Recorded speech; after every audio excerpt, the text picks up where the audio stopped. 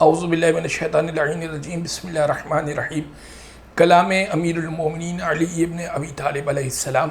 आज जो कलाम आपकी खिदमत में पेश किया जा रहा है, मौला फरमाते हैं वक़ाला अलैहिस्सलाम, इमाम ने फरमाया मन रज़िया अन नफ्सिही कसरत साख़तो अलैहि।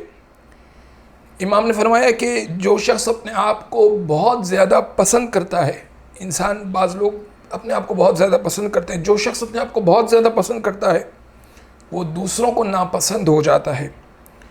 दूसरी चीज़ मौला फरमा रहे हैं वसदक़तु दवाउन मुंजिहुन, और सदका कामयाब दवा है। मौला का एक और जगह पर फरमान है कि जब तुम तंगदस्त हो जाओ, जब तुम गरीब हो जाओ, तो सदक़े के ज़रिए से अल्लाह से तिजारत करो। तो सदका कामयाब दवा है, कोई भी मुश्किल पेश आए इंसान सदका दे सकता है।